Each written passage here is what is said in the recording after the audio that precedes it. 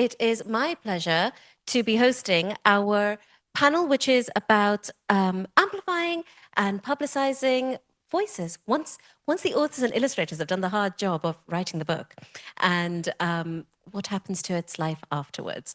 So I'm delighted to introduce, I'm going to do this very briefly and then I'm going to hand it over, Sinead, who you all know, who is a freelance publicist, Samia Aziz, who hosts a podcast called The Diverse Bookshelf, Imogen, who writes variously for many publications, but mainly The Guardian, I think, and Caroline, who runs the children's features for The Bookseller. But I will pass it over and ask you, because that is a snapshot of what you all do, and I would love it if you could tell us, break it down a little bit, because I think this side of the publishing world tends to be a little bit behind a wall. How do you get featured in a paper? How do you get yourself on a podcast? How do publicists decide how to pitch you out into the world and place you in this huge world of voices and internet and mainstream media and online? So yes, could you run us through what it is you do for your job and maybe what a typical working day looks like, if there is such one? Caroline, want to kick us off?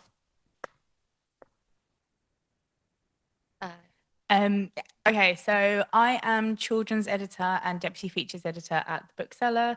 If you don't know, The Bookseller is a book trade magazine, so it's mainly catering towards the book industry.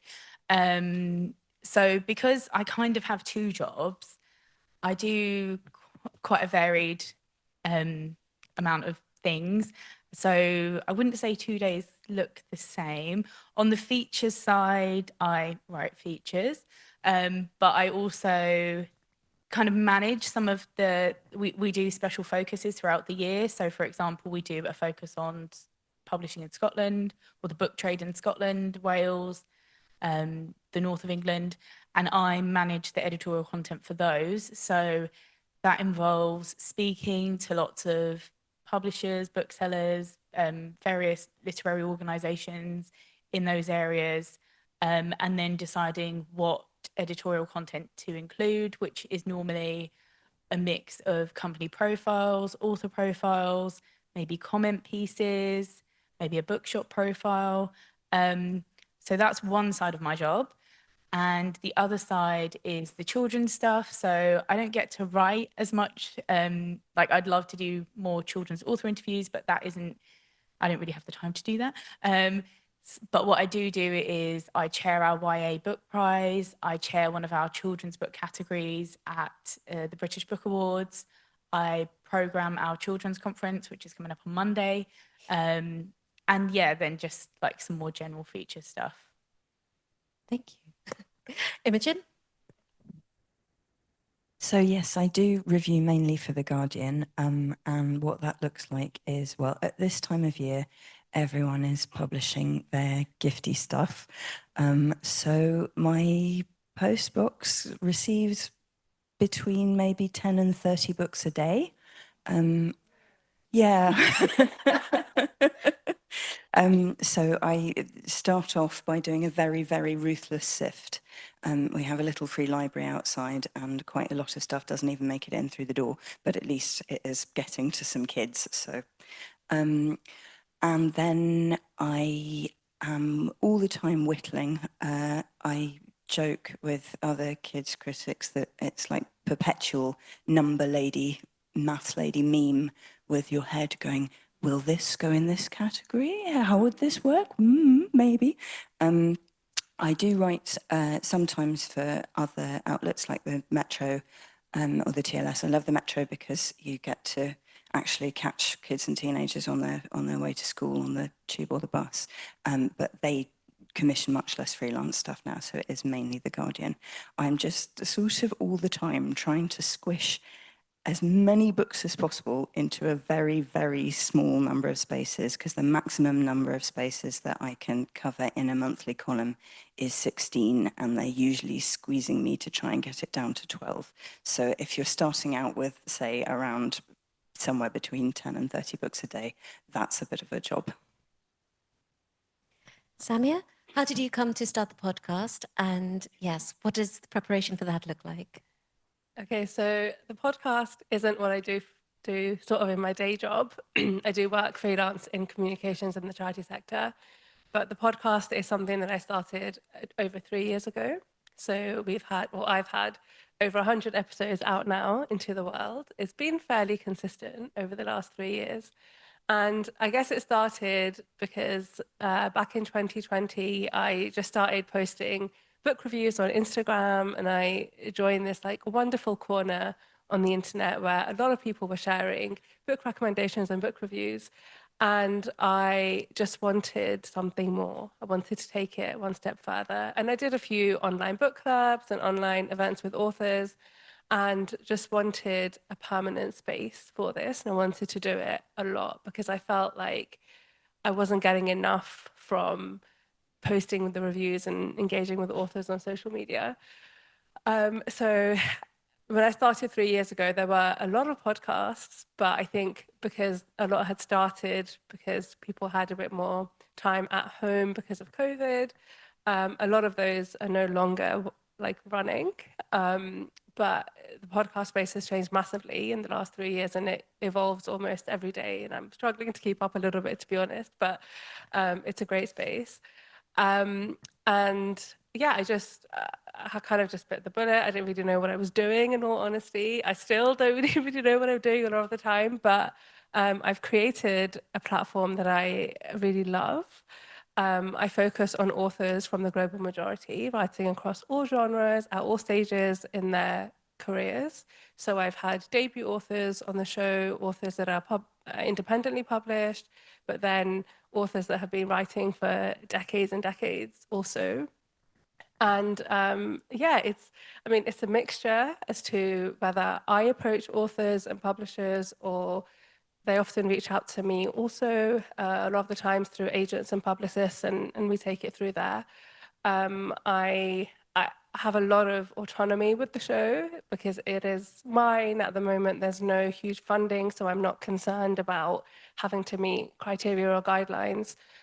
So I'm able to say yes or no as I want, and that's really helpful because I try and make sure that conversations are interesting. So I need to vibe with the author, I need the book to be interesting, and I really need to believe that it's going to add value to the conversations that are taking place.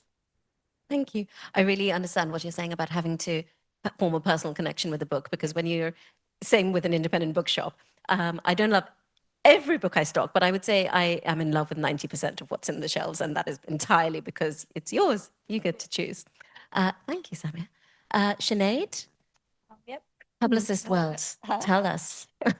So yeah, I'm a freelance publicist. I've always worked in kind of media and comms, and then 5 years ago I went freelance around the pandemic time.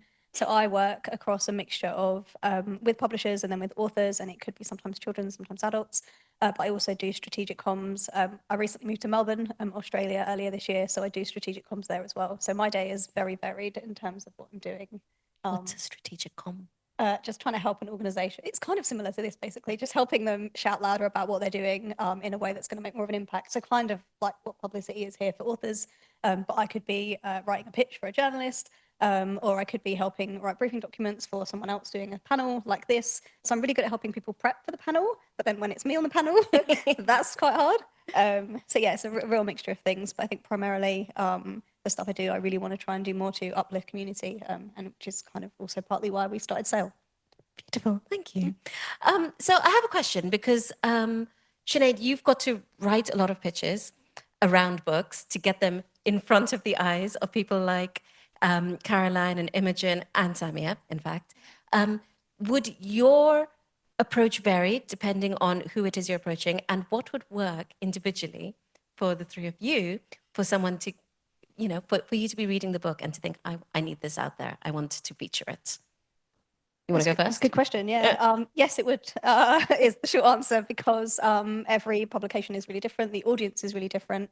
And I think probably one of the things people might have heard me say before is focus on the wider story. It isn't just, let's say for now, it's not specifically a South Asian story, but focus on the wider angles of things. So if it's for the bookseller, it might be more trade angles, something for the Guardian. It's more of a review. So you're sending Imogen a book rather than specifically like write an interview or whatever it is. And then Samia, you'll have more of an interview. So there's going to be lots of different ways to approach it. There's not just one. And what is the one thing Sinead could say that would catch your attention and think, yes, I've got to do that? I don't think there's like one thing that you could say. I think for me, the challenge is that space and resource and time is quite limited. So if something ties into something I'm already working on, that is so helpful. As Sinead said, it has to have a trade angle as a trade magazine.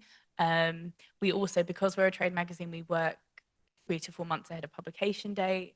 So if something's not within the right time frame, that's an easy no, really, because that just isn't how we work.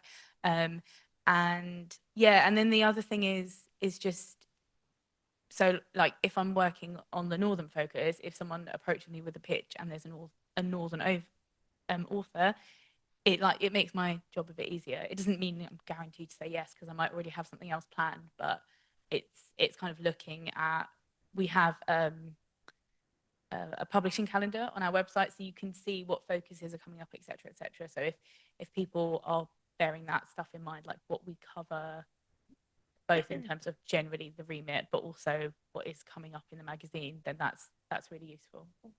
Actually, I think that's a good point, because part of my job is trying to anticipate what will make a journalist's job easier to make that decision and say yes to my pitch over someone else's. So like include all of your key talking points, make sure you've got a link to your book. Guys, you don't know how many times people will send pitches and they just don't include a link. You're trying to sell your book.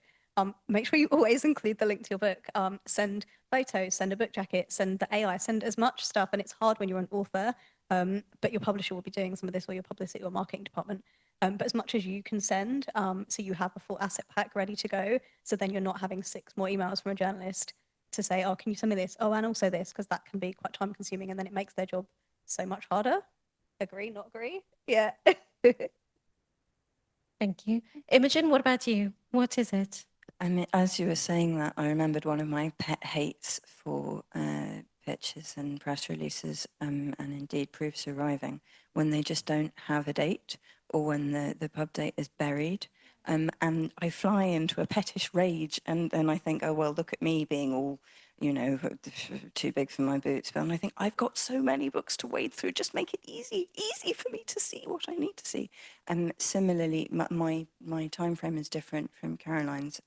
I file my column about a month before it runs, so I like to see books about 2 months in advance of pub date. And I go on writing really with my column. That doesn't mean literary, it doesn't mean highfalutin, it means, I mean, one of my mantras for choosing books is good of its kind. So if that is a picture book with a lot of poo jokes, as long as it's really good poo jokes, then grand. But so I often have built up relationships with PRs who know the kind of thing that will strike me as good of its kind, and they will quite often, send me the press release and whatnot, but there'll be a little extra line in the email or a note or whatever saying, I thought this one might appeal to you. And if I've got that relationship built up and I know that they know the sort of thing that does work for me, I'm more likely to look at that book, definitely. You've reminded me. I have a general rule, which is I don't really like books with poo in them, because it's actually quite difficult to write a good poo joke, and I would say 90% of the poo jokes in this world are not good. But I had a publisher send me a poo book, and he said, I know it's against your rules, but try it out to do story time. So I had to try it out, and lo and behold, I wound up getting lots of copies because the children were in splits. They were good jokes. They were good poo jokes. Yes. Samia, what about you? What's your process for, so are authors pitching themselves to you to be on your podcast, or are you pitching yourself to authors who you really, really love and saying, be on my podcast? How does it work? Or is it both? It's a mixture of both. Probably more that authors come to me, and they don't often come directly unless they find me on social media and maybe we've like connected over something, or I've reviewed their book already. But yeah, it's a bit of a mix. So I get a lot of requests from publicists and agents and media and PR companies also. And I think for me, the biggest thing is, I think what people don't realize is that for me, there's so much work that goes into every single episode. I have to, I spend like days sometimes reading the book, but I have to read it in the view that I'm going to now interview the author. So I'm reading perhaps slower than I would otherwise. I'm being really intentional about it. I'm then also having to remember everything that I've read, and then I'm having to conduct the interview, having to arrange the interview, and arranging the interview is not as simple as it sounds. It can sometimes take ages. Like I was looking back at an email I had with an author and we'd exchanged about 40 emails trying to lock in a date.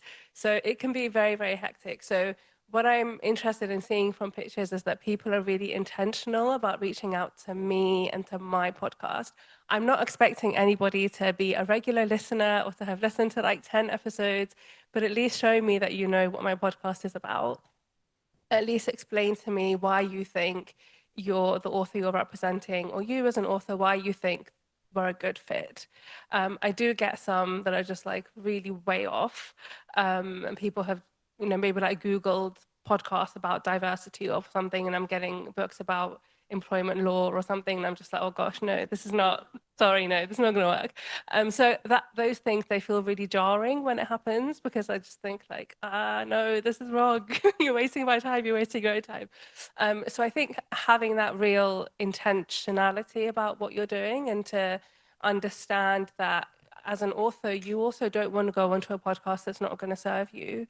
You want to be with somebody that's going to hold space for you and value the work that you're doing. And as a podcast host, I want to feel valued and respected also by the publishers and by the authors. And when I get a lot of like blanket statements and blanket press releases, and in all honesty, if it looks like the person doesn't really know what we're doing here, I find it really hard to engage with it. I think that's very fair. I think you want to be working with the people who you are going to be most comfortable with, is going to make for the most rewarding interviews. And similarly, when you get these blanket emails saying, oh, I think my book would be an amazing fit for your huge, big bookshop. My bookshop is tiny. It is this size. I know they don't know it. So yeah, it makes a difference. I have a question, which is, you're all also juggling a South Asian hat, one way or another. How does that impact on the kinds of stories you're looking to feature? Do you specifically try to promote them? Has it changed over the years? Have you found people look to pitch books to you in a specific sort of way? What's it like? Tell us a little bit about their experience with that. Yeah, I think it's definitely something that is kind of always in the back of my mind. Like I said, especially being freelance for the last few years, I've wanted to do more with community. So that's always really important. It doesn't necessarily, it's going to sound strange, but it's not necessarily that I'm pitching it with it being particularly South Asian in mind. Like if I know that someone has a connection there, then I will mention that. But, and I think I did say this earlier, but it is about focusing on the wider part of the story, because there are going to be so many other hooks that you can use from your story. It's not just about the theme. It's not just about how you started your journey. It's not just about the characters or where your motivation came from or the inspiration. There's going to be so many other things that are outside of that. And I think it's important to focus on as many different angles as possible. What was the other part of the question? There was another section. Is it? Well, look, I think, yeah, it is something that I'm always really mindful of. I think it was the beginning part of the question. Yes. Yeah. Sorry. Yeah, I think when it comes to my podcast, like it's such a personal thing for me in terms of how I'm engaging with the literature. I used to think of identity as like lots of different hats that you take on and off, and I think more about identity now as maybe being something similar to hair. I know you can't see my hair, so a bit weird, but like this idea that like you can have different colors of hair all existing at the same time, and in certain light your hair looks different, and you may dye your hair a different color, and you can have different lengths of hair. Like I think that is how mixed identity always is. And so because I put so much of who I am into every interview, I think being South Asian is a huge part of my identity. Like that's probably the first or maybe the second thing you'll know about me just by looking at me. And I can't sort of divorce myself from that in any regard. And I look for ways that my South Asian identity is feeling inspired or connected to the work that I'm reading or engaging in. And that can happen with literature that isn't based on anything South Asian. But I think when it is, it feels that little bit more special, and I'm able to give more parts of myself to that. And I think it makes a big difference. And I think because I grew up with so few South Asian authors around me, and I remember myself like as a, as like a brown kid writing stories, and all my characters were like, oh, Lucy with blonde hair and blue eyes. And so I don't want that for the next generation. I don't want that for myself. And so it's always there, I think, for me. I think that rings very true, which is, yeah, it's always, for me as well, it's just such a strong part of it. And I used to feel it when I was younger, when I was in the bookshop. And I would always give, along with everything else that I was ever recommending to a child, if they liked history, yes, I would give them an Emma Carroll, but they would absolutely be getting a Jamila Gavin along the way. And if they were a fantasy fan, they are going to get the Alana books, and I will make every child read Alana. But there are some other wonderful fantasy books that you can be sharing along the way, like Nazneen Ahmed's Pathak's book or Kieran's Millwood Hargrave's books, all of these. And when I was younger, I used to feel quite self-conscious about it, like, oh, I hope they're not thinking I'm just giving it just because I'm Indian. But actually, no, you get a wide choice every single time. And that is absolutely intentional. Imogen? So yes, I have a different relationship with my heritage being mixed, and it's not the first thing that somebody looks at me because there's layers going on. I share with Darren Indian and Welsh, South African, goodness knows what in the mix. And when I was a kid, similarly, I was not encountering a lot of books by brown authors, and I read everything. I read everything classic, and I sort of grew up, I think in some ways, thinking that I was a white man because they were the heroes, they were the winners, and so, those silly women and the sort of the terrible terminology that I just internalized because I was reading, nobody knew what I was reading and nobody was contextualizing what I was reading. And so it was not until probably quite later on in my life and having a child myself, who is the whitest child with the blondest hair and the bluest eyes. I don't know what's happened. Anyway, but it became much more, suddenly it came into focus for me, the idea of, as you say, identity as something that stays with you, can be fluid, but is sort of constant. And yes, at that point, I would say that representation for all minoritized groups is significant to me and something that I absolutely actively strive for in my reviewing. So it is not specifically and solely South Asian, because that would be also, but it's very important. And absolutely sometimes when I come across an author or a story that chimes with a childhood version of me in which I was not a white man, but suddenly like, oh my God, the idea that this could be the route you take through childhood reading as a brown child, that is very, very special. Thank you. Caroline? I think there's a lot of crossover between me and Imogen here because I'm also mixed, and I think, quite white presenting, and my name is Caroline Carpenter. So I've met people, over email. I'm just another Caroline in publishing. There are so many Carolines in publishing. I've been in meetings where there's like 3 of us. It's so confusing. And I'd never met another Caroline until I joined publishing.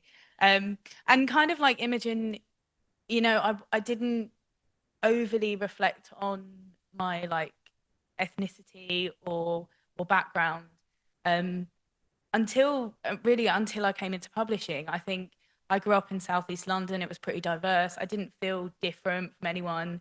And then I went into publishing and I did feel quite different to people, not just because of my ethnicity, but also I think class, like for me, is quite a big factor as well.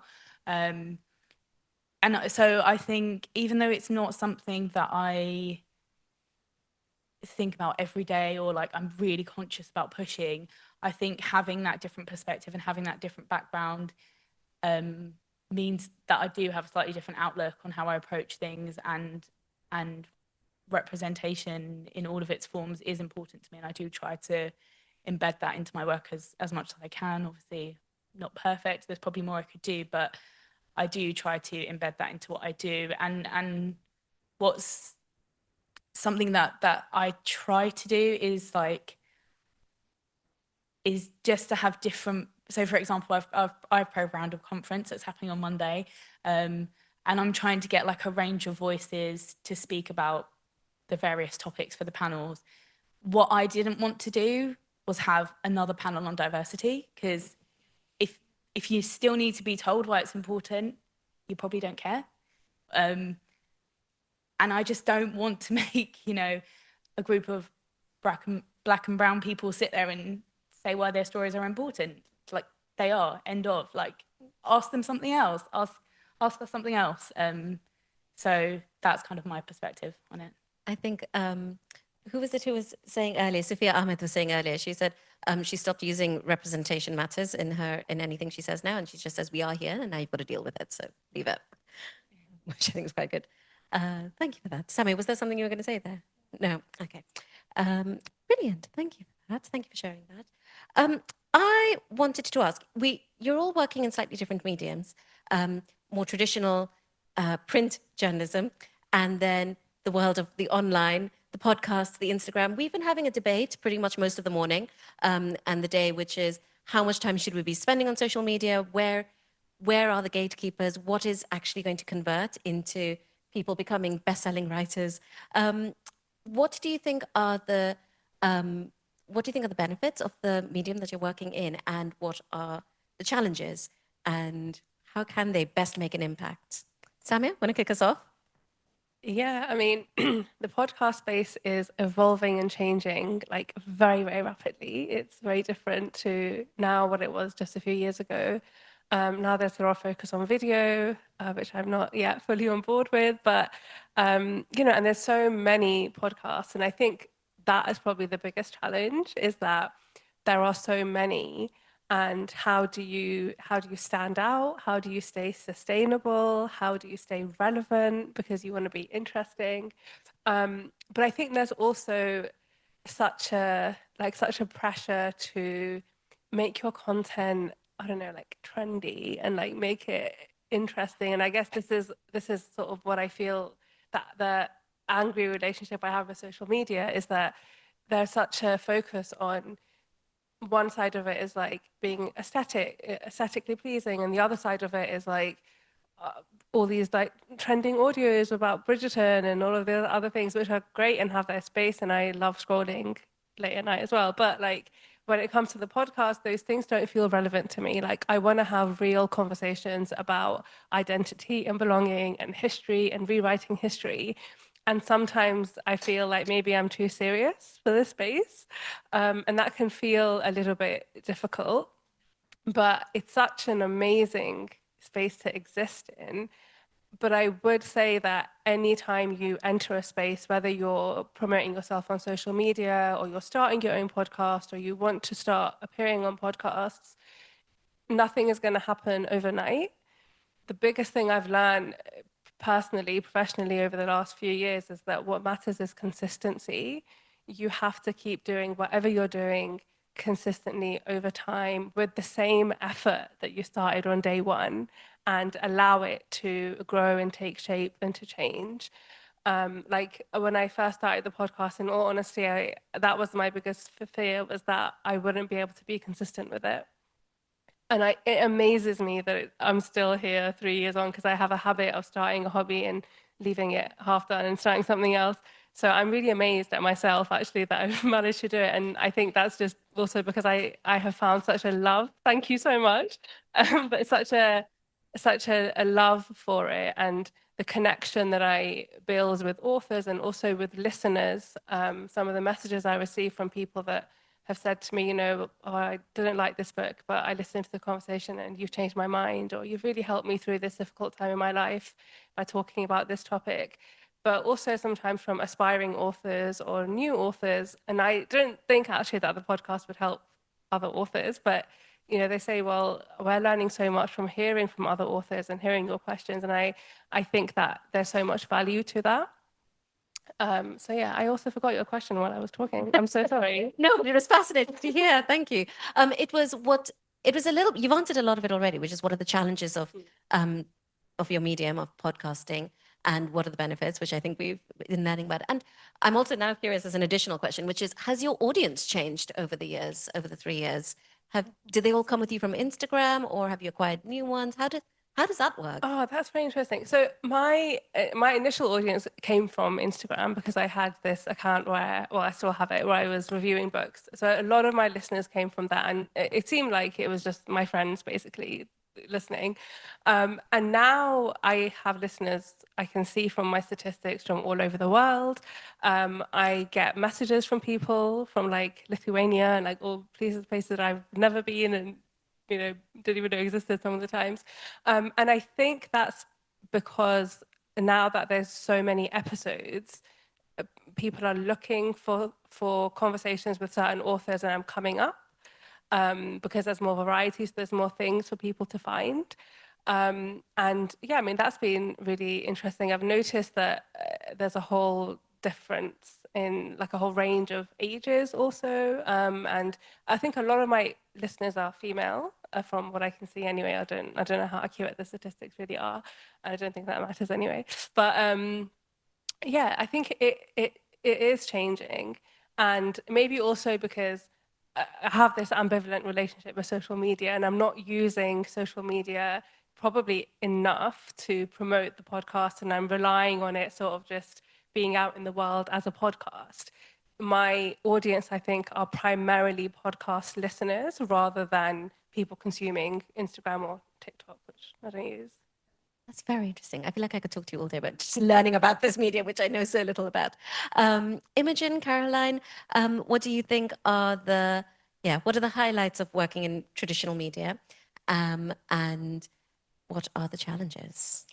I mean, print journalism, my kind of print journalism, not yours, which is still alive and kicking, is dying out. It is a dinosaur, and it's the kudos of you're in print. That's exciting. The online is much more useful and nimble and dynamic and easier to link to and this kind of thing. But really, I have the opposite problem in a way. The amount of space for outlets that are doing, intent-focused print reviews of children's books are just, they're barely there at all. So on the one hand, I suppose I like to think that my column is a one-stop shop for, a decent range of stuff that will give you a fair chance of finding something in the right age group that will appeal to a kid within the limitations of the space. So that's handy, hopefully, for librarians, teachers, parents, carers, bookshops, this sort of thing. But I want the space. I want the space to do proper reviewing. I want the space for actual criticism. I want the space also to sort of work with authors in a way to say, this character is extraordinary. However, your pace has flagged this vital section of your book, and that it's not obviously as nice to read as your kind of 50 words with the snazzy little pull quote, but it's the proper stuff. It takes children's literature seriously.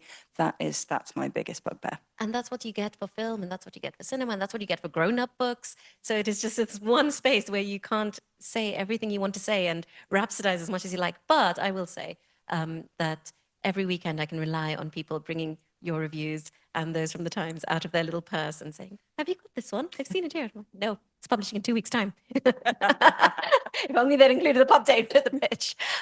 So yes, there is still definitely a place. But your TLS articles used to be able to go into it. Yes, that was, I live in hopes of having some more space in the TLS for kids' books stuff again. At the moment, they're only commissioning me to do adult stuff, which boo, but I will keep on. Caroline, what about you? What do you think? Well, I have to disagree with Imogen. I think the bookseller is a dinosaur in terms of the print magazine. Well, no, but Because we were founded in 1858, so yeah. But there's still a print magazine, a weekly print magazine, and I guess we're lucky in the sense that we kind of have the best audience for a print magazine, the publishing industry that still values the printed page. But as a business, obviously we have had to expand. I don't think the magazine is what keeps the lights on. We do a lot of events, we do awards, we obviously have our website. So there's lots of different ways that you can engage with us, because the limit of the magazine is that there's a finite amount of pages, and a lot of the time you get pitches and you're like, yeah, we're not going to be able to include that in the magazine, but you could write an online comment piece. So I think that's one thing I would say to people to bear in mind. Like it's not always going to be a feature, a double page feature. It's not always necessarily going to be a news article either, because not everything's news. Someone publishing a book isn't news. It happens a lot, unless it's like, I was going to say the Queen, but I don't know. That would be news, yeah. That would be news. You know, like Dan Brown publishes a new book after 10 years. That's a news story, but it is news. But yeah, so the website, I said to someone quite recently, like, yes, I understand that you want to be in the magazine, print is prestige, but actually online is reach. You're going to reach a lot more people probably on the website, on the emails. So those are kind of the limits and benefits of the different things that we do. Yeah, and it does all, again, have its knock-on effect, because everything, the little print pieces coming out of grandparents' wallets are one thing, but then it's the parents or the babysitters and everyone else who will just have screenshots of something they've seen online, something they've seen on Instagram, also things that they've seen on Facebook. Don't discount Facebook. There is a thriving market over there. Every post I make on Facebook as the bookshop actually really converts. So that's what a different generation shows you on their phone. Any of you on TikTok, what have you? Would you? No?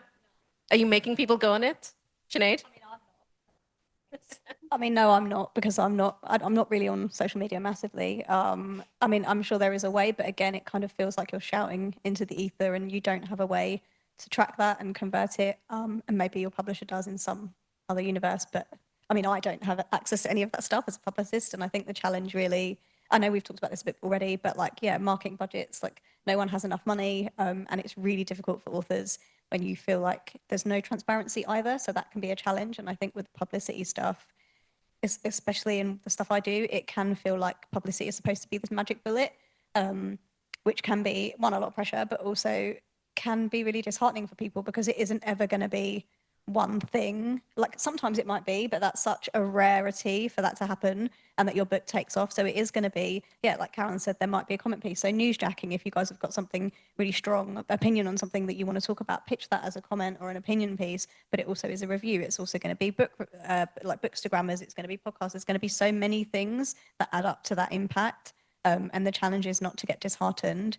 But it's also a challenge, I think, especially with writers now, for the transparency with publishing, for publishers to be a little bit more transparent and honest. And I'm very honest as a person for people who've worked with me, sometimes probably a bit too brutally honest, because I will tell you, actually, look, this isn't really working. Maybe we should think of a different angle. Let's come up with it together. Because actually everyone wants your book to do well. And there's a lot of secrecy, I think, sometimes in publishing. And I think that's because a lot of, especially publicists, they're under a lot of pressure, but I think they don't want to let you guys down.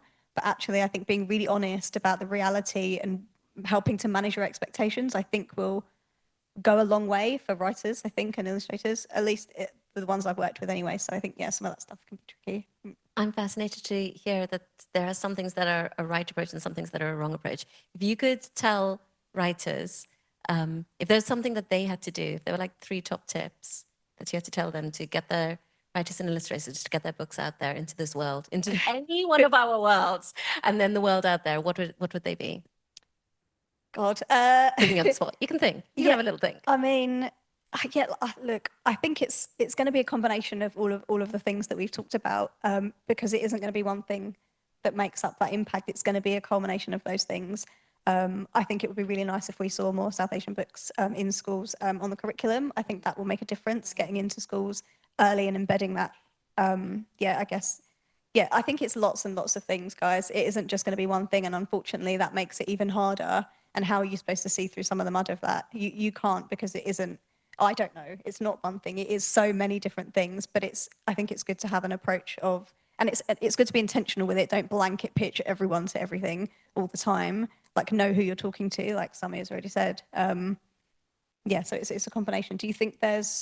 What do you think people can do, authors can do with booksellers? Is there anything more specific that they can do? Yeah, don't link to Amazon. That really gets on our nerves when you're telling yourselves about your books. I don't know.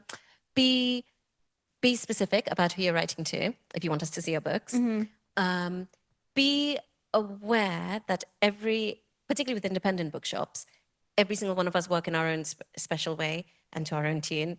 So unfortunately, there is no one pitch fits all. But if you think there is anything that stands out about their bookshop, then maybe explain why you think your book would be a good fit for them. Talk about yourself as well, to be honest. We are all fans of stories, and if you have an interesting story, then it may well find its hook amongst one of us, or I'll know which child it's going to be right for. There are so many things. I'm really easy, actually. I think the main thing is don't write to me in AI created content, because I can see that coming and it makes me very upset because I don't get a sense of your language. And if it sounds exactly like every other pitch, then it just becomes one big blur of the same words. I've got one other thing, sorry. I think I have said this before, but if I haven't, treat your book and treat what you're doing as a business, and not as, I know that everyone has other jobs and all the other things, but when you approach it as a business. Like, how can you always be selling your book? So when you are talking to people, don't be afraid to talk about your book. Tell them where to buy your book, and lean on, like how we've built this community, like lean on your tribe, like talk to family and friends. I don't think it's spamming. I think it's very actively promoting yourself in a way that people are going to want to know about. So I would say always think of it as your business. Yeah, champion yourself, because if you don't, then other people have no idea about it. Also, if your first books came out over COVID, make sure you keep telling people that, because everyone was in a different bizarre headspace during COVID. And even though I thought I was there really on it the whole time, there are still stories that came out that I missed. And that's not unique to me. So make sure you keep telling people. Even if you're working on your next book and your second book, third story, keep telling people about what you did over those couple of years, because it may not have landed everywhere. Even though it got a review, even though you did loads of publicity, some people's brains weren't there. My brain wasn't there. Just on social media, I mean, I've said it a couple of times, I have a very complex relationship with social media, and I can't imagine actually what it's like for authors, because you need to show up personally, but you're also concerned about selling your book, but you also want to protect your book. You don't want to read negative reviews. Like, it's very, very complicated, I think. But social media has changed so much, and I think it will continue to change as well. I think the thing to remember is, like, maybe don't have any expectations, or don't set yourself any targets with regards to, like, every post I make on social media has to be about selling a book. If I haven't sold a book, I'm failing on social media and I'm going to stop doing it. I think the main thing about social media is about connection. It's about making yourself available. It's about, I mean, I hate using this word, but it's about making yourself relatable. People like to see that authors are real people going about their lives, and, that they're not, that an author is not a career that nobody can aspire to be, or not, the select few, the chosen ones. It's not like that. And I think making that accessible is really important. But also, I think, just be mindful of what social media looks like now, and maybe accept that that may have an impact on the fact that you're not going to get exactly what you want out from social media. I don't use TikTok. I have friends that do, but I don't use TikTok. But my view of it is that it is very fast-paced. It's very quick. And when it's quick, it means that the depth that we get from things like podcasts and reviews and print, you don't get it on social media anymore. when I first joined Instagram, we were doing like lives and like interviews and all kinds of stuff that people you would look at your phone for an hour. Now, like if I'm holding my phone for 10 seconds and I haven't scrolled, my thumb starts to twitch. Like it feels like I have to be scrolling. And I think that is changing what we're getting out of social media, but I think it's also putting a pressure on authors, not just in terms of how they show up on social media, but how many books that they feel that they need to be putting out every year. And that I think is impacting the quality of literature also. So I think these are just things to be mindful of and to understand that you can exist in that space and show up to be your true self and connect with readers and parents for children's books and teachers and librarians and booksellers, and maybe not have that convert into book sales, but it will be a huge part and an important part of your trajectory, but maybe not something, like you said, that you can measure. And also there is that darker side or like unfortunate side. Maybe just be mindful of it and come to peace with it, I think, and just accept it for what it is. Thank you. Caroline, Imogen, any thoughts? How much how much is social media impacting on what you're working on? I don't think social media is hugely impacting on what I'm working on, but I think kind of tying into what Samia was saying, like, I guess the benefit of it is like awareness. It is, you know, if authors are posting, then I'm more likely to see it. If publishers are promoting things on there, I'm more likely to see it. Doesn't necessarily mean I'm going to cover it, but I think if you're like quite a new author or an aspiring author, one thing I was going to say is like know your market, and that's from, you know, read books that are coming out now, read other books and know what they look like and how they're packaged. But I guess social media is also part of that. So if you feel comfortable to it, as Samia said, it can be a great place to connect with the book community, but also with readers potentially.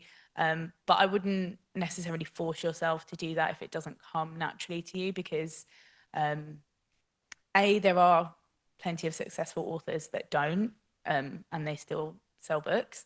It's not necessarily, as you said, it's not necessarily about selling books on there. And B, I don't use TikTok a lot. I haven't really posted on there, but I know, because it has been such a big thing in the publishing industry, we have spoken about it at a few of our conferences, or people have spoken about it at a few of our conferences. And I think the interesting thing that I've taken away from those conversations is that it feels like people respond to authenticity, and that's what's been challenging for publishers, is that they can't necessarily A, predict the next trend, and B, tap into it, because if it feels corporate and if it feels like, oh, they're just jumping on that just to sell something, that doesn't necessarily connect with people. So I think that's the same for authors. If you're forcing yourself to be there and it's not, I don't think that's going to connect with people. So just like maybe explore it, but do what feels right for you. I have a follow-on question. With the YA Book Prize and TikToks, those two feel like they come hand in hand together. Do you find one is making an impact on the other? Or if you're at the YA conference, for example, how do you find that works? So I don't run like our social media, but I mean, I think like the bookseller, again, it's like,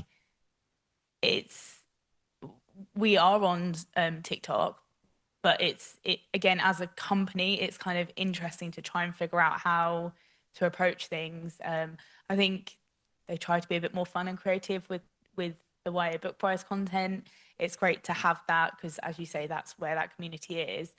But interestingly, this year with the YA Book Prize, like, we had the option for the authors to do live social media chats and things like that, and a lot of them didn't want to, and that's fine. We can't force them to. We still had pre-recorded video content and used that, but that is something I've noticed over the last couple of years. Like, authors, they may well be on social media, but it doesn't mean they necessarily are comfortable doing everything that on there. Yeah. Imogen, anything you wanted to add to that? I was just thinking that, yeah, doing what you're comfortable with, and also there's a certain amount of scarcity value, isn't there? When authors get big enough that they can just deputize their social media. And then, I mean, a lot of us, I imagine, grew up when you couldn't just sort of make contact with an author. If you wanted to send them a trembling fan letter, then you would needed to do so, care of their publisher. And there's a lot to be said for that, really. Not that you're very right that a career as an author is something that anyone should be able to aspire to, but equally, an author who has done a great job and written a book and touched and connected with people in that way is entitled to some privacy and to be off recuperating from this. And it's good to know that, yeah, you can just do that. You don't always have to be powering that hamster wheel if that's not who you are. Brilliant. Before I open the floor up to any questions, I actually no. Do we have time for questions? You know what? Let's ask questions first. Is there anyone from the audience who has any questions? Let's go. Yes. Hang on. You need a mic. And that mic. There you go. I have a question regarding the seasonal book publishing. For example, Easter, we see bunny books and Diwali books on during Diwali, Christmas books. Do you have pressure to pick those books for in the listings or like in podcast or? And that's a really good question.